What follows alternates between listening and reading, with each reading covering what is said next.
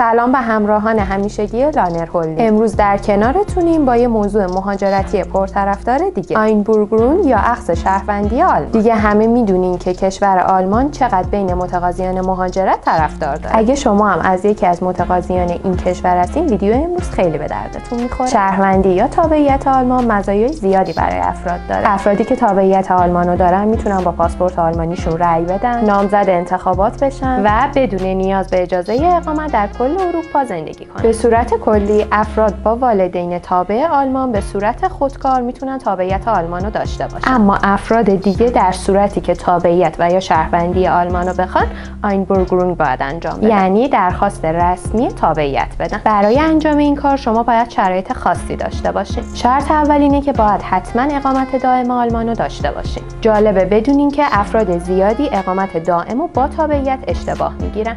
اگه شما هم نمیدونین اقامت دائم آلمان چیه، به ویدیو قبلی ما مراجعه کنید. تو ویدیو قبلی کامل بهتون توضیح دادیم که اقامت دائم یا همون نیدرلاسون چیه. حالا بریم سراغ شروط تابعیت آلمان. شرط دوم اینه که حداقل 5 سال در آلمان بوده باشین. شرط سوم اینه که از کمک‌های اجتماعی مثل جاب سنتر یا اداره سوسیال استفاده نکنید. شرط چهارم اینه که حداقل دانش زبان آلمانیتون در سطح B1 باشه. شرط پنجم اینه که سابقه کیفری و یا سوء پیشینه نداشته باشید. شرط ششم اینه که به قانون اساسی آلمان کتباً و شفاهاً متعهد بشین و مسئولیت کشور در مقابل هولوکاست رو به رسمیت بشناسین. شرط بعدی اینه که فقط یک همسر داشته باشین و مدارک رسمی هویتی رو ارائه بدین. شرط بعد توانایی مالی مستقل داشته باشین.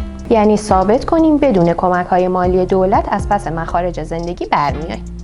و شرط آخر آزمون شهروندی رو با موفقیت پشت سر بذاریم. این آزمون شامل 33 تا سوال از قوانین، تاریخ و جامعه آلمانه که شما 60 دقیقه زمان دارین و به 17 تا حداقل باید پاسخ درست بدین. جالبه بدونین که اگر مدرک تحصیلی آلمانی داشته باشین، ممکنه از این آزمون معاف بشین.